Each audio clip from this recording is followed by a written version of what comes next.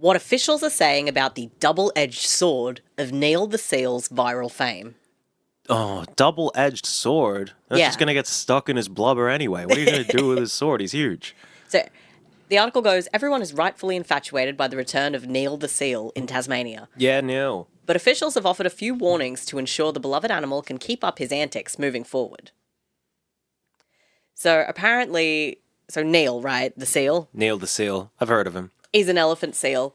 Apparently he was born without a colony, and so instead of, like, going to wherever his colony would go to, like, do his, like, annual shedding and molting or whatever, he goes to this, like, Tasmania. One town in Tasmania to do it by himself. Oh, Neil. Basically. He's a loner. And so everybody gets excited to see him. Obviously he fucks stuff up, which is also really funny. It's been great seeing the footage of Neil destroying fences, landing on cars, maiming children. That video of Neil strapping a bomb to his chest and robbing that bank, that was ramming crazy. a bakery, and the bomb goes off and he's fine. Yeah, he just kind of goes like, woo, and kind of like ripples away. You know? He's incredible. I love Neil. Here's something from Chris Carlyon, I don't know, from Tasmania's Department of Natural Resources and Environment. He's got no other seals to play with, to joust with, to test his own strength with, like he would normally be doing. Oh, Neil. Which is part of the reason why he just, like, fucking attacks stuff. He Because just he's destroys- just like, I'm a big boy, fuck traffic cones, and then just kind of, like, bodies them. He just wants to fight some stuff, like He just boys wants to always fight. have. Yeah. Neil's fame is a bit of a double-edged sword, she continues saying, asking the public to give Neil some privacy and avoid risky behaviour when gathering to observe the animal. She also says there's been some pretty silly behaviour around Neil over the past week, including people carrying their small babies up to the seal or approaching him to get that shot for Instagram. Neil, you hungry? Neil, you hungry? I got a baby. This one's fresh out the oven. Fresh baby. You don't even have to fight it. Yeah, he weighs like 1,000 kilos.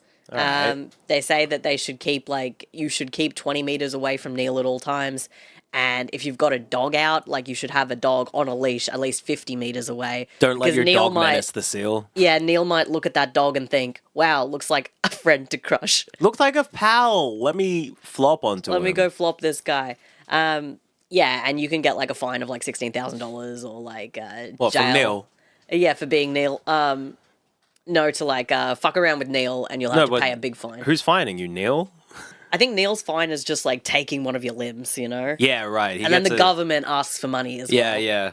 All right, shout out Neil the Seal. I hope you come up Brisbane sometime on the world tour. Hey, come see us in Brisbane. I know it's not really, like, elephant seal appropriate. No, it's not the Tasmanian winter. Climactically. Yeah. It's not the coast. But God, and what we know about the coast is that it's the only coast. It's the only coast, and it is the northern coast of Tasmania. The northwestern coast of Tasmania is the coast. Is that where Everywhere Neil's else going? Is fake. I don't know where Neil is. Actually, you know what? I don't know where Neil is in Tasmania. Hang on. Yeah, is he going to where Jackie Lambie's from? Let me find Neil the Seal location.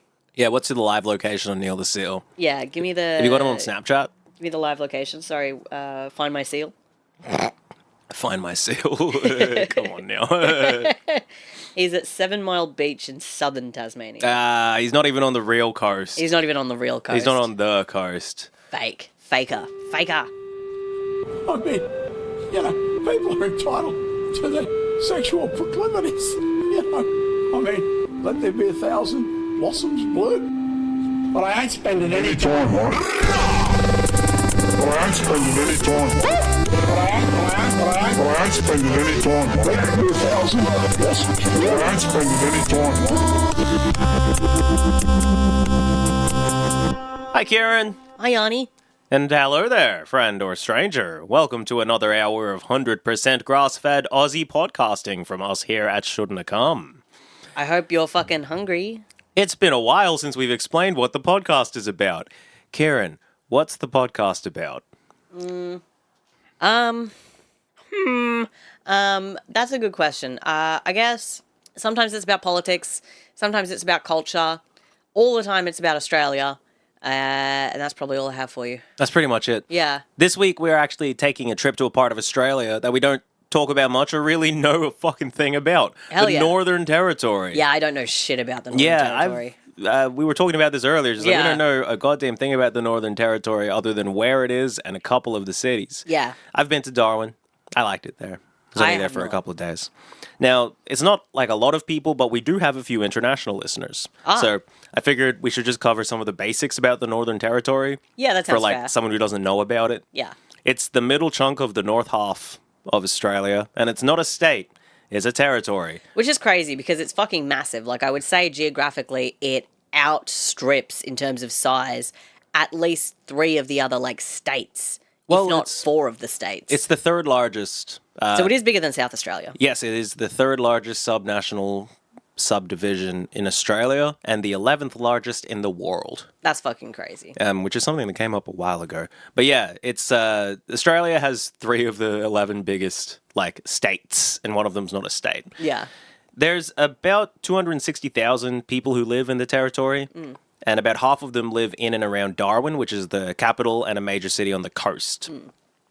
It's much more the coast? No, this is the north coast of Australia. Okay, where not it's the much north more tropical. coast of Not the northwestern coast of Tasmania. Tasmania. No, we're going just a coast. Okay, got it. And yeah, it gets drier the further into the country you get, and the further away from the coast, and the people get further away from each other as you get further into the center. In the middle, you've got Uluru, Alice Springs, which you may have heard of. And what this basically means is that when it comes to a state election, the people in Darwin have way more power than the rest of the people combined. That tracks, yeah. Yeah, and so governments have historically kind of courted the Darwin vote at the expense of the country vote. Which, again, makes sense, but it's crazy. Obviously, this is usually at the expense of the people who live, in the parts of the country. So I've just showed Kieran an electoral map of the Northern Territory from the last election. So it's basically all the electorates, and each one is the color of the party that won it. Now, one weird thing about the Northern Territory is that their version of the Liberal Party is orange. Right. I was about to be like, hey, there's no blue here. But that's because there's red and orange. Yeah, it's red and orange and green and grey or whatever. So that's frustrating because the maps kind of look too nice because it's just like red and orange and it looks like a gradient. Yeah. But out of the 25 electoral seats in the Northern Territory, 15 of them are in Darwin, in and around Darwin, and 2 of them are Alice Springs, which leaves 8 gigantic electorates that take up like a third of the state. Yeah, like the size of a small European country. Yeah. The Labour Party have traditionally won these electorates, which tend to have extremely low population density and largely Indigenous populations. This isn't usually the case for Australian states and territories, which pretty uniformly have, like, Labour wins in the cities, the National Party wins out in the countries. Yeah. And then, like, occasionally there's Bob Catter, who also wins out in the country. But, just out there, yeah. Like, I've just pulled up a map of Queensland, an electoral map, and for one thing, it's blue rather than orange, and for another thing, around the city is where you see all those pockets of red, Labour voters. Yeah. Whereas in the Northern Territory, around Darwin, is where you see all these pockets of Liberal voters. Yeah. CLP voters, the Country Liberal Party. Country Liberal, that's So nice, they're a different colour. Yeah, they're a different thing. Yeah, but they're like associated. Exactly. So in the Northern Territory, you have the sharpest edge of fascism in this country, like where you can really see it happening. The business interests in the metropolis are able to fully dominate the state, which basically is that definition of fascism when you have the corporate and state interests aligned. They don't have to curry favor with the pastoralists and landholders in the interior with often conflicting goals. The territory is just run to make money. And so the government can go to extremely violent lengths to increase the amount of money they can make. In the Northern Territory, this most notably comes in the form of tough-on-crime policies, which is why the Northern Territory has some of the most insanely high prison populations in the country. So per 100,000 adults, there are 1,381 persons in prison in the Northern Territory. Jesus Christ. I've just pulled up a chart for Karen, but basically all of the states and territories' prison populations are bars, and all of the bars other than Northern Territory are small, and the Northern Territory one is massive. Well, yeah, the next comparable bar would be for Western Australia, which hasn't even hit 400. And as you've just said, it looks like here for the March quarter in 2025, the Northern Territory was 1,000 more people. Yeah, per almost 100,000. 1,400 per 100,000. It's 1.38% of the adult population. That's fucking crazy. 88% of these prisoners are Indigenous people, which is about 4.4% of the adult Indigenous population. There's a similarly disgusting disparity when you look at youth detention figures, where per person, the Northern Territory imprisons more than 3 times as many kids aged 10 to 17 as anywhere else in Australia. Overall, something like 40% of the people in prison in the Northern Territory are on remand, which basically means if they were rich, they'd be out on bail. Right. They haven't been like formally charged or sentenced or whatever. So they're just being held. They're just being held. Surprisingly, the second highest youth detention rate is in the ACT. I wonder what's up with that. Yeah, what? Youth crime. Youth crime is worse in the ACT than it is in Queensland. That's fucking crazy, considering, like... Well, you know, not to indict myself here, but I maybe perhaps have dabbled in youth crime when I was a youth. Every youth did, but you don't get arrested for it in the ACT. You don't get arrested for it, no. In the ACT, what is this? Darwin? Fuck. Yeah, damn, that's actually crazy. I wonder why the fuck that is. I think it's probably some stupid reason where it's like there's more cops per population, or... Surely that's got to be it, because the ACT is so fucking small. Yeah. You would just know what every kid is basically doing. It's some issue of proportion. It's not that kids in Canberra, I think, are particularly criminally focused. But just do remember this whenever you hear a stat. That, like, sometimes stats are very weird. Yeah, they don't paint an actual picture. So, the current party in charge, as we said, is the Country Liberal Party, with their tough-on-crime Italian Chief Minister, Leah Finocchiaro. These fucking Italians are all tough on crime and kind of fascist. So, we've spoken briefly about Leah before, a couple of times whenever we glance over at the Northern Territory and go, oh, that's not good. Yikes. But I tried to really dive into her, and I couldn't. Her public record seems to be pretty scrubbed. Can't even find her parents' names. Like, she does all these monstrous political things, and we'll go over that. But... like, there's no hint as to some kind of insidious ideological backing linking her to some story about Australia's past or anything. You know, like Christopher Foley had. Yeah. But after reading the occasional extremely alarming story, The Guardian hit us with this extremely alarming headline on the 28th of June 2026. Is the Northern Territory a mini-Trump-style government? The CLP's tough-on-crime, pro-development agenda brings sweeping changes, which advocates say cut the Northern Territory's most vulnerable out of the conversation. So we got a mini Trump-style government. That's crazy. So what that basically means is that people are enriching themselves and their families, pursuing catastrophic environmental and racist policies to destroy the lives of constituents. Yeah. It's more common than you think. Well, and you know what? If anywhere, of course, it would be the Northern Territory. Which... I'm sure we'll go into more about it, but like the history there of you know, just the history of what, Karen? just like awful racism. Yeah. And like it very much feels like colonialism is still like old school colonialism is still very much alive in the Northern Territory. Yeah. You know, like it feels almost like, you know, when you and I went to America and we were in Memphis and we met that crazy lady who was just like, do y'all have your Indians on the reservation or whatever? Yeah, like, that lady. Yeah. She would have fit right into the Northern Territory. Yeah, like it does feel like there are like suburbs and townships and areas where Indigenous people are just kind of corralled into them, and then they're told, okay, cool, you don't get any transportation out of here, and also you're going to have substandard living conditions and no one's going to come out and fix it, and also we ban alcohol, and also you can have like, you know, I guess our version of food stamps, but it's not actually going to cover some of the necessities you have, so you're just which not you can't have access. Things. Exactly. There's so no it's just shops. like, hey, we're just going to just leave you in abject poverty on purpose. Yeah. It's just fucked. It's really, it's absolutely fucked. It's the sharp edge of colonization, I guess. Like, it's where, and we've spoken about this a few times, like, the colonization project isn't complete. No. But it's mostly complete. And you still see the hard edge of cultures being destroyed. Yeah. And yeah, so I thought, well, I wanted to look into, see how if I could figure out, well, what's going on in the Northern Territory, and there's so much.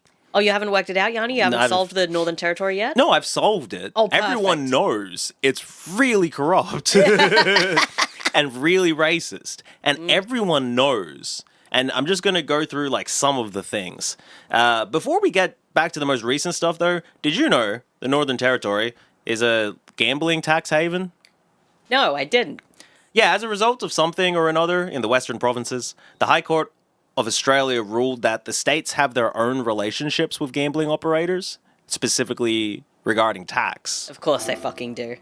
At one point, and these laws have actually changed now, but the gambling taxes were capped at like $500,000. Right. So if you should have been taxed more than that, you didn't have to if you were a gambling business. All right, sure.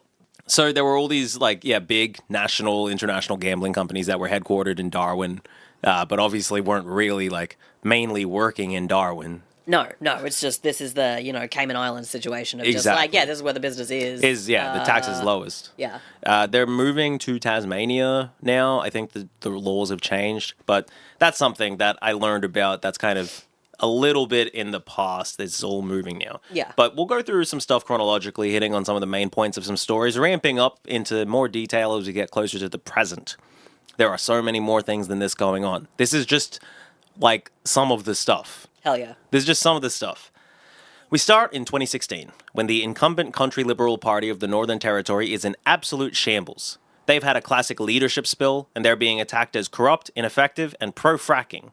The people are unhappy with them selling off public assets, and the state of, as we've mentioned, youth detention is a national embarrassment. So the youth detention stuff, and that's really hard for me to say for some reason. Youth detention. But yeah, that's a problem no matter who's in charge. And in general, everything with the Northern Territory, it's not really it's better under Labour. There are certain excesses which don't seem as bad under Labour, I think is probably as far as I would say. But it was in 2016 that a Four Corners expose about the Don Dale Youth Detention Centre was released. Yes, I do remember this as well. What do you remember from this? I remember they were using spit hoods on kids and stuff. There and was that just putting them picture. hoods on them and tying them to chairs and shit. Yeah. Real what I imagine Guantanamo Bay is like. Yeah. It was it felt like a awful. torture facility, and then you're like, oh, by the way, these are black kids. Well, it's interesting that you say torture because there were high eyebrows raised in high places at the time. This one Guardian headline makes this clear, if you could read that one out. Treatment of children at Don Dale Prison could amount to torture, says UN. Yeah, the United Nations is Australia's torturing Indigenous kids. The United Nations is always being like, hey, Australia, you need to stop torturing people. And Australia goes, no, we're not. And then nothing happens. No, nothing happens because we're It's not. fucking We would crazy. never. I would never torture someone. Even though you can see this is two adult men about to grab a child Yeah, and who just is cowering away from them. Yeah, and they're gonna tie the kid up to a chair, put a spit hood on him. Yeah. Yeah. And probably beat the shit out of him. And that's what we got video of. The Don Dale Juvenile Detention Centre, or Child Prison, has been known to be one of the roughest places in Australia for years. The release of these videos had an effect on the operation of that facility and the banning of spit hoods for a while. But this is a matter of practice in the Northern Territory, as we'll continue to touch on. This is just how a lot of these facilities are. As an aside, in 2011, Don Dale was visited by somebody I could never have predicted. Karen, I'm going to give you a clue. We have watched this person's TV show. What? Yeah, we've watched this person who visited Don Dale in 2011. This person has a TV show. We've watched it. Not all of it, but we have watched it. What, like an Australian TV show? I didn't say that. An international TV show? Perhaps. Who? Do you recognize this man in the picture? Oh I've my showed god, you? is that Exhibit? It's Exhibit. Holy shit. Yeah, Exhibit went to Don Dale to what does it say? Spread hope through hip hop? Is that what the headline was? Rapper spreads hip-hop hope to troubled youths. What do you mean, Exhibit? Yeah, it's Went Exhibit. to Don Dale. To rap at the kids and be like, "Hey guys, you can do Pick it." your heads up. Oh, sorry, you just got a spit hood on. Don't worry. X gonna give it to you. That is not Exhibit. That's DMX. I don't care. Yeah, no, it's. I don't know what he was doing there. I don't know if the kids knew about Exhibit in 2011. What teenager so that's probably kids our age. Yeah. Who would have been meeting Exhibit? Did you know about Exhibit when you were in high school? When I was in high school, I think so. For Pimp My Ride. From I Pimp guess. My Ride. Yeah. Okay. Well, That's hey, all I knew was That's a- Exhibit on Pimp My Ride. massive get for Don Dale. Yeah. What the fuck? Yeah. That's So- insane. Yeah, Don Dale. That reports just come out. The 2016 election's coming around. The Country Liberal Party look like they've been completely wiped out. Surely we're never going to hear from them again. they managed to grab a grand total of 2 seats out of the 25 up for grabs. You love to see, like, a violent defeat. Yeah. Sometimes just seeing how embarrassed a party can be, where it's just like, oh, these are the 2 major ones, and then one of the major ones just, like, falls on their ass. Yeah. Crazy to watch. It's like, damn, you really fucked it. Yeah. And surely we'll never hear from them again. There's no way they'll recover. One of those 2 seats is Leah Finocchiaro, and the other one is some guy called Gary, and they become leader and deputy leader. Who else? They're the only 2 there. They're the only one there. Imagine being like, oh, I guess I'll be the deputy then. Yeah. Leah also is married to Sam Burke, whose father was the chief minister of the Northern Territory briefly around the turn of the millennium. So, political dynasty. Classic. It is a hot one in the Northern Territory for the Labour Party, not least because of the increase in days that qualify as a heat wave. Yeah, bet. Been scientifically proven. During one of these heat waves in 2018, I still see your shadows in my room. prisoners at the Alice Springs Correctional Center protested their conditions. There were 16 people per 8-person dorm, no air conditioning in the whole facility, and broken extraction fans, so the air was just stale. Yeah. During the protest, which obviously is described as a riot, guards pepper sprayed the prisoners. Advocates said that without fixing these conditions, further violence would definitely happen. Well, yeah. As a spoiler alert, the conditions have not been fixed as of 2025 regarding the heat. That's fucked. They're in the Northern Territory. Yes. That's fucked. And they're overcrowded, and it's like that incident basically started, the prisoners were like, we are going to stay in the outdoor area where there's air. Yeah. And the guards were like, oh, okay. And then the way the guards put it, the prisoners started burning shit. I don't know. I mean, fair enough if they did, honestly. Yeah. Like, it's again, I think by this point, Dondale's closed. Alice Springs Correctional Center is now one of the roughest places in Australia. Yeah. Like one of the worst places to be. In November of 2019, a police officer named Zachary Rolfe shot and killed Kumanjayi Walker in Yuendumu. Zach, a noted violent racist, is the son of Richard Rolfe, one of the rich guy car dealership people in Canberra. We've spoken about him before. Yep. This incident led to protests throughout the country, and Zach is charged with murder. This is going to come up a couple of more times, so for clarity, and I think we've all kind of learnt this recently, but again, if you're an international listener, you don't know about this. So Kumanjayi is a name used in Warlpiri cultures, so cultures around the Central Australian region, for somebody who has died. And it's not their birth name. I actually really like this one because I think in city-based urban societies that I'm used to, we perhaps talk about dead people too much. Yeah. But yeah, so Kumanjayi is a name used for people who have passed away. We'll jump ahead to 2022. It's not the same as it was. Skipping past the Labour Party winning the 2020 election. But the Country Liberal Party gets 8 rather than 2 seats, so they're coming back. And, obviously in that time, there have been incidents between those 2 years of in prisons of people being assaulted in the streets by police officers, blah, blah, blah. Zach Rolfe is found not guilty of murder by a jury of 11 white people and an Asian woman. On the same day, another uprising starts at the Alice Springs Correctional Center, where inmates were once again tear-gassed and some were removed from the prison. I think people think they were taken to a watch house and then brought back to the prison, but it's pretty opaque. Yeah. In 2023, pistol came on an Irish ferry, let go and it sound like a tap dance. The owner of a motorcycle dealership started a class action lawsuit against the Northern Territory government about the crime problem, asking for $1.5 billion for people who have been affected by crime. Okay. Mainly business owners. Bet. Joshua Burgoyne, local CLP member, compares this to the $35 million that the Northern Territory government eventually gave to some of the kids who were tortured at Dondale and other places like that. Probably should have mentioned it earlier, but there was eventually a settlement after the Royal Commission into Youth Detention of $35 million to some of the people who were tortured. Yeah. Joshua Burgoyne on that.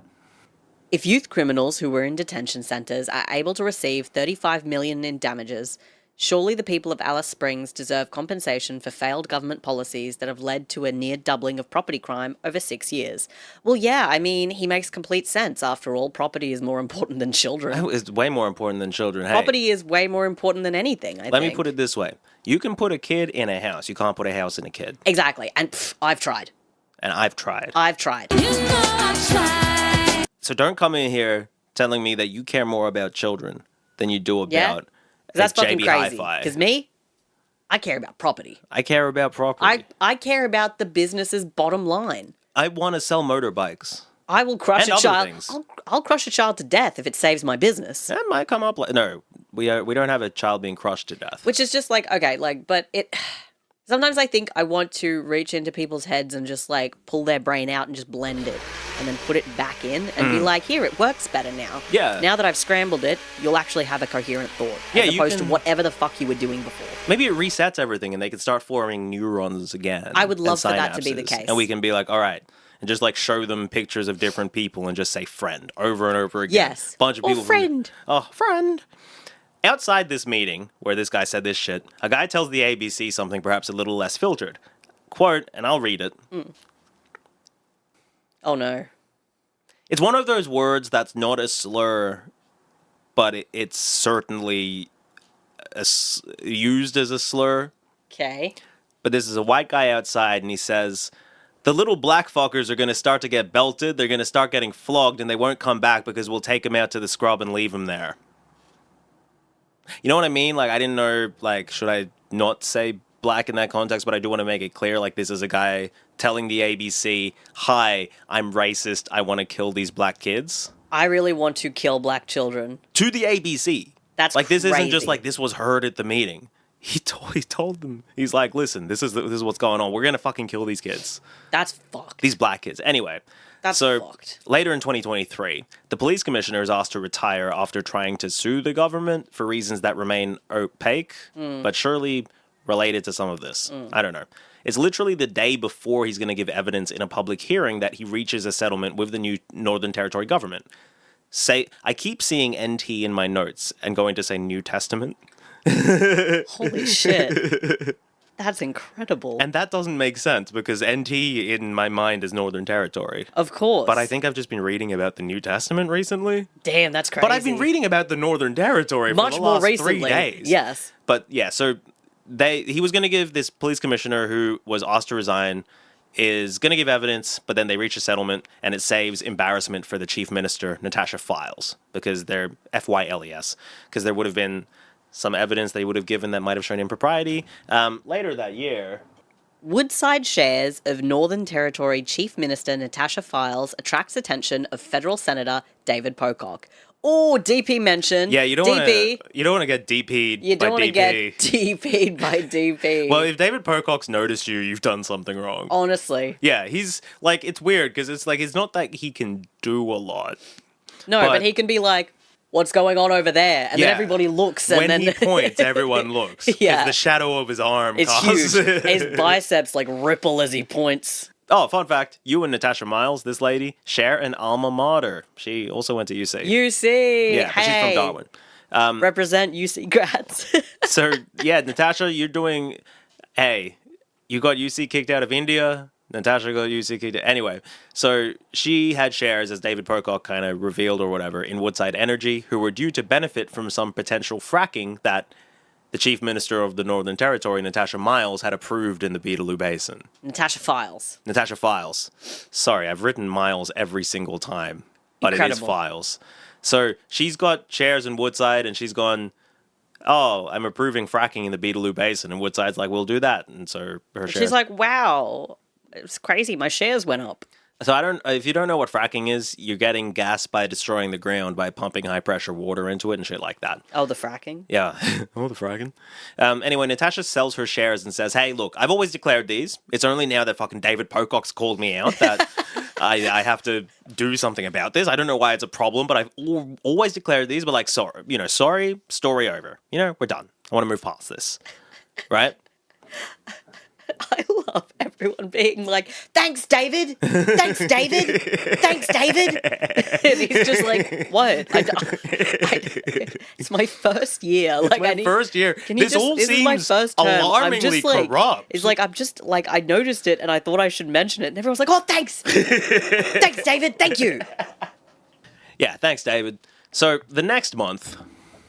NT Chief Minister Natasha Files resigns after failing to disclose mining shares worth $2,000. You dumb fuck. Completely different shares. She's like, I told you I did the Woodside ones. I told everyone about the Woodside ones.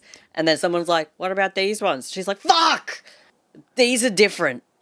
Yeah, so she had these shares in a company that was mining for manganese on an island known in the Anindilyakwa language as Ayankadarba. This island is known in, I guess, official gazettes as... Groot Island? Yeah, and how's island spelled? Eylandt. Yeah, so that's archaic Dutch for big island. Groot Island. It's a Groot Island. Groot Island. Yeah. The manganese mine produces, according to Wikipedia, about a quarter of the world's total manganese. What? Yeah. I wonder if we're going to hear more about On manganese fucking Groot Island? on Groot Island. I mean, that's that UC ingenuity. Yes, girl. Yeah, so she had Invest in a shares. quarter of the world's magnesium. No, manganese. Yeah, I don't even Yeah. really know about manganese like that. You know, usually people talking about manga titties, but me, I'm talking about manganese. I feel like manganese is a racist term for people from like Malaysia or Vietnam or something like that. You Damn, know? that'd be crazy. Yeah. Anyway, on an extremely hot Boxing Day in 2023, the prisoners at Alice Springs Correctional Center once again tried to break out of prison. Fair enough. And They're like, we're boiling alive. We're rooting for them. Yes, we're rooting for We're them. rooting for them. But they get up into the ceiling tiles using T-shirts tied together and stuff. Oh, Like, hell it's like yeah. high school shit. Perfect. The same section of the prison, the G Block, had another riot break out in early January of 2024. Okay. Most of the people involved were between 18 and 21. So this is probably people who have come from somewhere like Dondale. And then have immediately graduated into another shithole. Alice and they're Springs like, Correctional great. Center. They get pepper sprayed on Boxing Day. They get pepper sprayed again in January. You know how hotels sometimes skip the 13th floor or whatever? Yeah. Prisons shouldn't have a G block if they want to survive. Right? If you're in the G block, Oh, you're in the G block? you feel like a You know you have to represent if you're in G block. Exactly. So over this whole period, there's been a variety of alcohol bans in different parts of the Northern Territory that come into and out of effect at different times and in different ways. And a lot of them are lapsing in this period, which is essentially going to bring alcohol back into places where it's ostensibly been banned from. And it's quite a significant thing once there is an alcohol ban to then reintroduce alcohol somewhere, right? Yeah. One voice in the government, the Deputy Chief Minister, Chansey Paik. Chansey, like the Pokemon. Okay, It's spelled like the Chansey. Pokemon. Damn. He's been quite vocal in his advocacy against the bans. So basically, he wants there to be liquor stores if people want, which makes this headline from the Northern Territory Independent most awkward. Okay. Chansey Paik's shares in grog distribution company revealed. Of course he wants... Of course. There's only one reason that a politician wants anything, anytime, at any point. And it's because it, like, benefits them financially. Like, But- that's it. You know, when it's like... I think the communities can... I think the communities should be able to have some alcohol. And actually, Chansey's Bottle-O gives such a good discount on all types of spirits, Chansey's beers, Chuggers. and wines. Yeah, so he had shares in Metcash, which is like a wholesale liquor distributor. He bought these shares 2 months before the bans were going to lapse. Whoa, no way. Look at this smarmy fuck. He tried to quietly get rid of the shares right after Natasha Files had made the news for her insider training. He's just like, shit, David's looking. But someone looked. I don't know if it was David, but someone looked and it got into the news like, hey, you had these Metcash shares and you're like a Trying to promote, like... alcohol. Yeah. Meanwhile, during this time, Alice Springs is on fucking curfew. There's a curfew going on in Alice Springs. Right, parts of I this remember time. this as Yeah, well. for a while because of Youth crime. violence, alcohol. Like it's like this. Some shit was going on that they were just locking down sections of Alice Exactly. Springs. So we're getting closer to the 2024 election, right? Everybody at the bargain tips. There's all these scandals. The spooking season is very crime focused, like in Queensland. Both parties are trying to seem like the toughest cop in the room. And there was enough going on, general malaise. And like, because everything out around Alice Springs and everything is so fucking miserable much of the time. And the perception of it and the media portrayal of it is so incessant much of the time, especially in places like Darwin. Yeah. Everyone's always unhappy about the government, right? Yeah. So this was enough to bring Leah Finocchiaro, well, the Country Liberal Party back into power and Leah Finocchiaro into the position of Chief Minister. Damn, we've got a real flip going on. Before Yeah. where we had majority Labour, now we got majority Country Liberal Party. Labour Party's won 4 seats. Oof, that's a rough one. You know, hey, still double what CLP had, but that's rough. Yeah, CLP has what does it say? 17. Which Yeah. is like all they need to do what they want to do, right? Yeah, absolutely. Interesting notes about this. So Labour's got those 4 seats all out of the suburbs. All of their members, including Chancey, who we spoke about, are Indigenous. Okay. And all in areas that are majority Indigenous. There are 4 Indians that got seats with the CLP, and I'm being wrong. 2 of them are like Indian. One of them I think is from Bangladesh, and then there's a 4th person who I've forgotten. Okay. But there's 4 like brown South Asians who got Yeah. elected with CLP in Darwin. Wild. So the Country Liberal Party has the same amount of like brown South Asian members as the Labour Party does members. That's fucking crazy. Yeah. Anyway, Damn. so this was a dominating victory mainly fueled by the suburbs of Darwin. There's a crocodile named Speckles who predicts the elections. Speckles. Yeah, the previous crocodile had got the last 2 elections wrong, so Oh, fucking moron. so they replaced him with Speckles. Yeah, they killed And- him and they brought gave the Speckles crown in. to Speckles. And he predicted that Labour was going to win in the Northern Territory, but the Liberal Party would win the national election. So, like crocodiles in general, I guess not psychic. Yeah, don't bet on a crocodile's. You know what they say? Never smile at a crocodile. Never. Do they say that? They say that. They say never smile at a crocodile. Never bet your life savings on a crocodile's predictions. That's in the Bible, actually. Yeah. The voter turnout in this election was far lower than it had been in previous elections. In remote areas, something like 45% of people who were enrolled came out to Man. vote.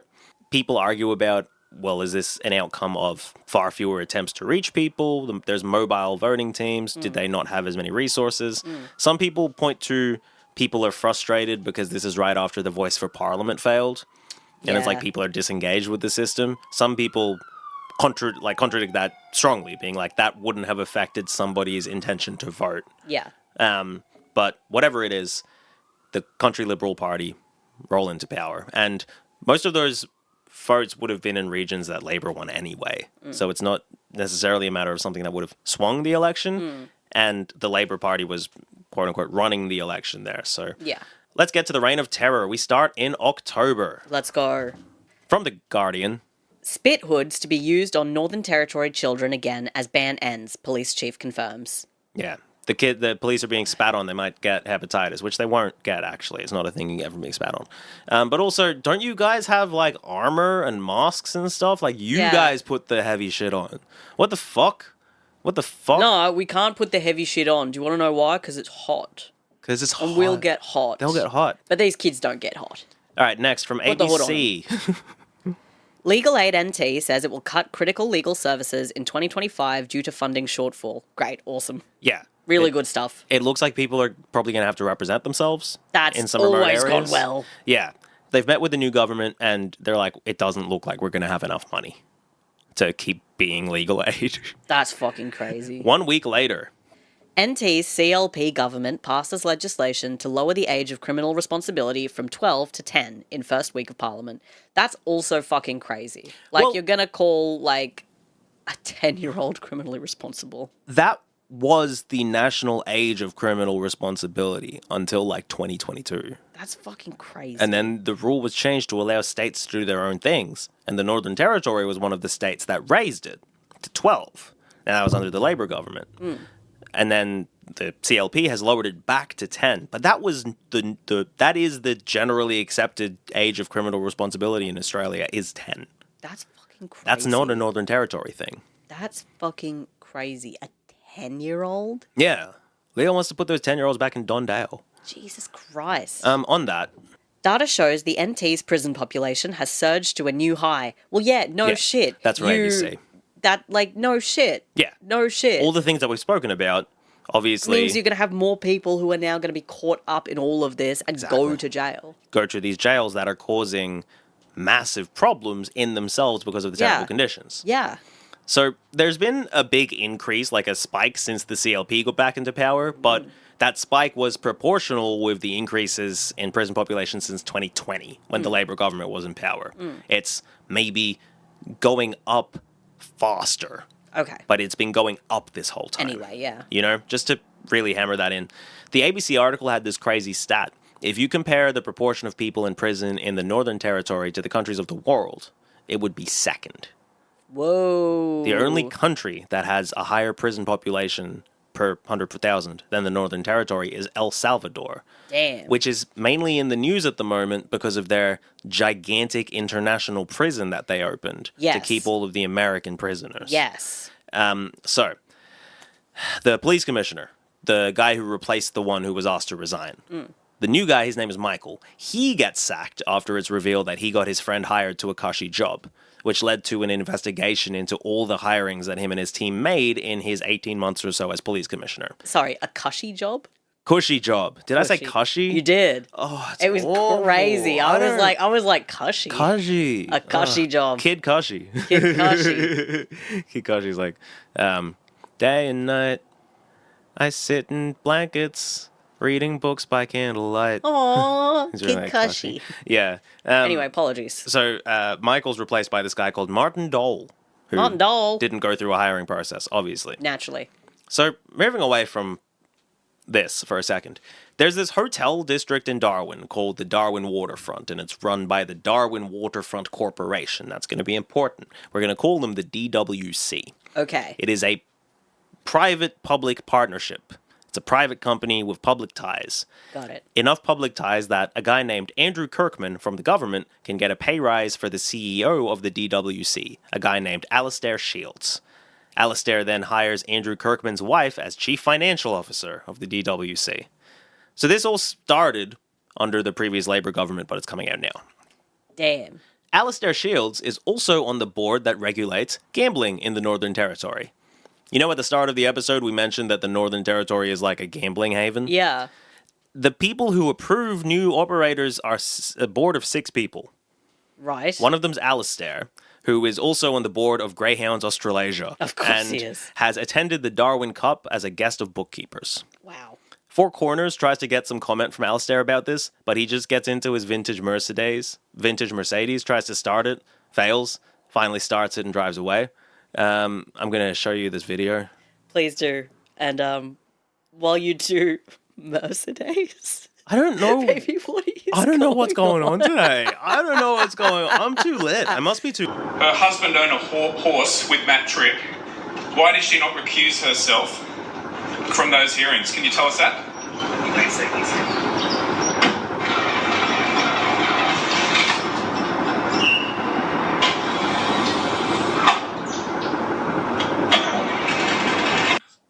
If you've ever seen that video that's like negative 1,000 aura or whatever, and it's the guy who rolls up in a car, like the car's backfiring and like misstarting, and he like tries to spit out the window, but he spits on his own shoulder. Yeah. It's that exact same vibe. It's that vibe of this from guy just Alastair. like getting in, being like, I'm just gonna drive away. In my And his fancy car car. just keeps fucking turning over, and he can't fucking He can't get drive it to away. start. There's a cameraman following him from Yeah. the news, and a guy holding a microphone at his closed window. Yeah. And they're just both watching him, just going like.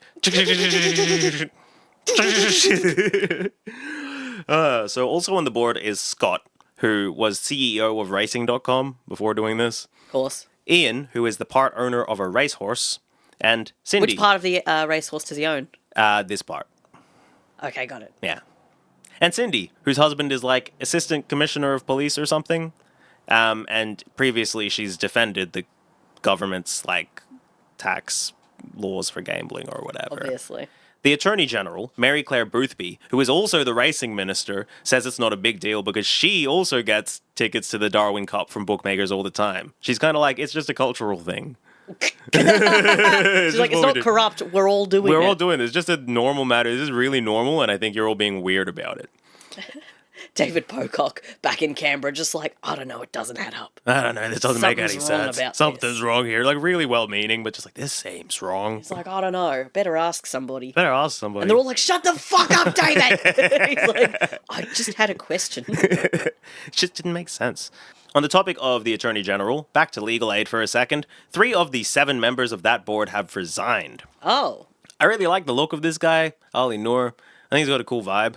Oh, hell yeah. I like his shirt. Yeah, he's got a cool shirt. He's got a chain on.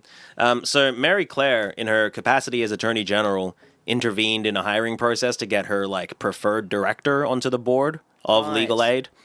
The board had done the early recruitment thing. All the resumes had been submitted. This one candidate, they were like, we don't want to interview her. We don't think she's good enough. Mary Claire's like, nope, she's hired.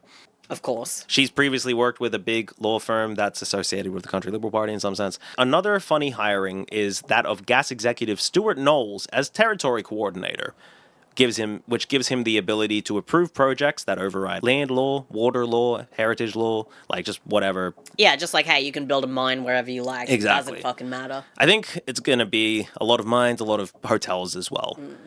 In May of 2025, a disabled 24-year-old man named Kubanjai White was restrained and killed by police officers at a Coles. The cops claim that this is because he was shoplifting, the punishment for which is obviously being killed at the scene. Yeah. Although there were naturally protests across the country and in the region, the momentum on all this tough on crime shit was still rolling. It's in June of 25 that public safety officers are given guns on Northern Territory buses to go with the new dress code that allows bus drivers to subjectively kick off patrons if they deem them dirty. What the fuck? To make the suburbanites feel even safer, Leah tossed them a tasty little morsel of a product they could buy. NT government to allow public use of pepper spray for personal safety in 12-month trial. That's fucking crazy. Hey guys, I know you're all scared, we're doing what we can, but also, hey, here's a little something for you. Here's a little something for you. You know how we usually just like pepper spray people in prisons? Yeah. I don't think that's fair. Why can't we just all pepper spray outside the prisons too? Here, you have a crack at it. It's better. Do you like that? If you do it outside of a prison, the airflow is better. The airflow's better. You won't get as much pepper spray. Exactly. No, that's just fucking sick. So, on the topic of Leah, you remember how her husband is Sam Burke, whose dad was a chief minister? Yes. Well, Sam is also deputy chief executive of the Waterfront Corporation. Oh, good. That hotel. Duty from Woody earlier. Cooties. Yeah. DWC. He's been receiving a government salary for a couple of days of work a week for a couple of years, and the amount that this is very contested. Alastair Shields, the CEO, says it's like $42,000. And he's like, I don't know why you all keep saying it was $400,000 that was reported. And so that's the argument. Was it 40,000? Was it 400,000 that he's getting from the public? Yeah. Relevant, both Alastair and Sam are associated with the Australasia Railway Corporation, which probably stands to benefit from the development of the Darwin waterfront. I don't know. Mm-hmm. If you were hoping somebody would ask Leah these hard questions, nope. She has a weekly radio appearance with Katie Wolf, whose husband is the chair of the DWC board. Oh, of course. For what it's worth, DWC, a company funded by the government, paid a bullshit peak body company called Place Leaders Asia Pacific a membership fee and hosted their conference. On the board of Place Leaders Asia Pacific is somehow Sam Burke, Leah Finocchiaro's husband. The money goes back to him somehow. The DWC is also benefiting from the greater powers of the government with an 11-story hotel approved for the Strip that has since been pulled out of by the company. They were like, we actually don't want to do this. A Singaporean company. Right. After it was approved, I think they were like, we heard all the people who were quite upset about it. We don't want to get involved with this. I imagine they were like, we don't think you have this situation as under control as you're portraying to us. I imagine so. I think they were probably like, hey, it's bad business for us to just do this because I don't believe you. Yeah, exactly. Simple as that. I don't think this Singaporean hotel company is like, oh, we really don't want to hurt the sacred sites. But there have been changes to sacred sites laws that mean that new developments can be added to old agreements. Which means what? Well, there was a 2004 agreement for the area. And in 2025, they were like, well, what if we add this 11-story hotel to that 2004 agreement so that it will have been fine under sacred sites? What if the past was different? What if they can retroactively change contracts? That's so fucking stupid. It's a farce. To further the farce, Alastair uses the DWC building to keep his vintage cars that don't start. They cost $33 a day to park there, but he just has spots for his vintage car collection. Well, yeah, I mean, what's he going to do, move them? They don't move. So, whiplashing again. In September of 2025, Jake Danby ran over and killed an Indigenous man. He described his victim in text messages as a dog and an oxygen thief, yet is allowed to keep his license, serves his sentence at home, and is charged $2,000. I wonder if he asked his aunt, Attorney General Marie Claire Boothby, for some help paying the fine. I think we Yeah. spoke about this at the time. We absolutely did, because I remember this little maggot's face. Yeah. And that brings us to 2026, and it's just the same. We talked about David Connolly back in March. He was appointed administrator of the Northern Territory. He's a big-time cattleman, a cotton guy, and has a bunch of racist, misogynistic, and homophobic views that were on his Facebook page. No way. The cattle and cotton guy? The cattle and cotton guy. That's crazy. You can't believe it. Do you remember when that guy Michael got fired as police commissioner because of dodgy hiring practices? In the investigation, it was revealed that another staff member, Janelle, quote, sat on hiring panels for people she'd been sleeping with. Okay. Which means when you see a highly decorated cop, just know he probably had to eat a bunch of pussy to get to the top. Hey, he paid his dues. Hey, nah, he didn't. He was just eating pussy. He's a slut. He was just eating pussy to get up. You know, he was just licking his way to the top.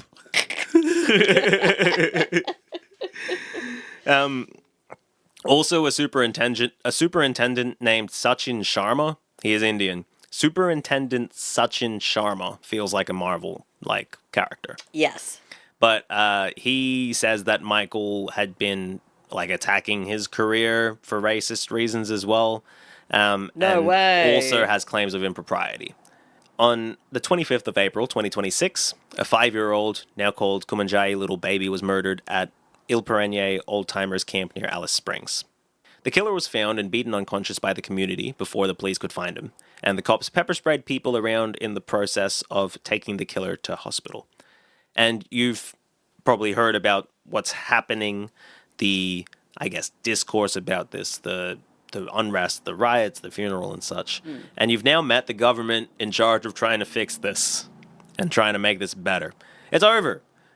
They recently released a climate resilience plan, and their priority number 1 is frack the Beetaloo Basin. That's their first priority. First things first. Frack the Beetaloo Basin before everybody dies. Before so we everybody can make dies. as much money as possible before everybody dies. Hey, Alistair wants to buy some more cars, I guess. Yeah. More cars that don't start. The very last headline we'll look at, and pretty much the end of our episode, was just from 2 days before recording, July the 10th. It kind of sums it all up.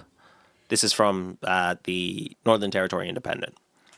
NT Children's Commissioner quits following contentious child protection reforms approved by committee. So, a lot of child protection laws have been made softer. The principle of detention as a last resort has been dropped. Which is just so fucking crazy. The principle of keeping Indigenous people within communities is being dropped. Which is just like another stolen generation, so that's cool. And the person in charge of children's welfare has looked at the situation and said, I can't do shit. I can't even pretend. Yeah. I can't even do the job of pretending like I can do something with what you're doing here. You won't let me do a goddamn thing. Yeah, what's she meant to do? And we'll see what happens next, but you can see what this powder keg is. Yeah. There's so many people in these prisons. There's so many police officers and just members of the public with explicitly racist, violently racist views. Yes. And they have pepper spray now. Yeah, you know? great. It's the part of Australia that I think probably feels the most like what the 1800s felt here. I think so. And I think that's something that, I felt was correct about the Northern Territory, but actually being able to hear a lot of the things that you've brought up that has been going on recently, it really does solidify that this is still very much an active frontier of colonialism. Yeah. In that we as a country are still trying to murder every Indigenous person here. Yep. That's what's in whatever way possible. People are being corralled and people are being tear gassed, pepper sprayed, people are being shot, people are dying in custody. And being treated as subhuman. Yeah. And that's the Northern Territory. I don't have like a nice note to end it on. No, I mean, because just stay tuned. Maybe we'll do a history. Yeah, absolutely. And also, I think sitting with this discomfort and acknowledging the fact that this is happening, now, now, is something worth discussing. I don't think we need to make it softer. No, it's not it's not a matter of making it softer. I guess the thing that I don't know if anything really shocked me about this other than I think nothing. I mean, I think nothing regarding deaths in custody nor police violence shocked me. But No. I think in general, we've heard those stories as they've happened. They've been Yes. fairly, Yeah. prominent national stories in the last 5 or 10 years. Absolutely. I think the lazy nakedness of the financial corruption kind of shocked me. That part is a It's crazy thing to like- like a 1-2. You know? Like it does feel kind of like Trump in that, Trump has got $3 billion richer because of his crypto investments since becoming president or whatever. Yeah. And this is like, Alistair's got another car or whatever. It's dumb and tacky and gaudy. Yes. And really, like, the greed on the face of it yeah. is insane. Yeah. Like, just true abhorrent greed. Across both parties. Yeah. Both major parties. And you've got the sharpest situation of a collection of people living one particular way, having a lot of say over what other people in a completely different situation can do. Well, I mean, it's all connected, right? Like, this is really the... I've said this to you as well, like, when we first came to Brisbane from Canberra, is noticing how big of a difference there is here in a bigger city between the haves and the have-nots, right? Yeah. Like, in Canberra, like, there were haves and have-nots, but it wasn't, I felt, as, like, distinct here, because Canberra's too small. Canberra's and too it's a small. manufactured city, so Yeah. it's not like areas developed to be like, this is the poor area, this is the rich area. There's areas like that, Yeah. but there's so much, like, fuzziness between them that it's not really like, oh, west is like this and Yeah. east is like this, Yeah, there's not poor parts of Canberra Yeah. in the same way that Canberra's kind of not old enough or big enough to sustain, like, ethnic enclaves that we associate with much of Australia. Exactly. And also, I feel like a lot of people who end up unhoused and start in Canberra probably leave Canberra at some point. Yeah. Because I think that's one of the first steps is like, well, it's too expensive here. Exactly. I'll go somewhere cheaper, and perhaps things go on that route. But there's, like, if you walk around parts of the city, you can see a fair few camps. I mean, Yeah. a fair few tents. Homeless people in Brisbane, Moreton Bay are routinely harassed by police officers. That's the Absolutely. sharp edge of colonization and of state violence that we see here. Exactly. And in the center of the country where people are far away and a lot of things aren't known, a lot of terrible things have been happening. And I guess the fact that you can see how clearly this ties in with, like, basic environmental protection, but also with, in general, political corruption, insider trading, the fact that politicians can have investments at all. Yeah, like, the capitalism of it all is so gross. Yeah, it's yeah. So, hey, thanks for listening to this episode. I hope you found it at least organized. I hope it's at least helped you kind of organize some things you've heard about the Northern Territory and understand the context of it in the sense of this being kind of de rigueur. This state of affairs is kind of how it goes in the Northern Territory. It's corrupt, it's exploitative, and it's racist. The government does not seem to work for the people. No, absolutely not. You can find But hey, us if on- you want to work for us, Yeah, JK, hey, JK. there we go. Just kidding. But if you would like to support us financially, and I'm saying the right word now, be proud of me. Hey, I'm proud of you. Thank you. You can do so at patreon.com/shouldntacome. You can also, if you feel like it, send us an email. Tell us things you know about the Northern Territory. Yeah. Because it might even be more than us. It probably is. Yeah, we don't know I don't know a goddamn shit thing. about the Northern Territory. You can do that at shouldntacome@gmail.com. YouTube, of course, as always, is youtube.com/@shouldntacome. And in all those instances, shouldntacome is spelled SHOULDNTACOME.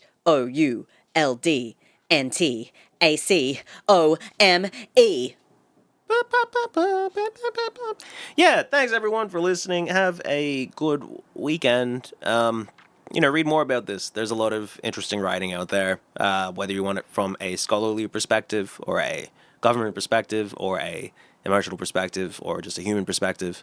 There's definitely NT Independent. Found a lot of really interesting articles there. But yeah, have a read, have a think, have a sit with it, and then wiggle with it. Have a little dance. Do a little dance.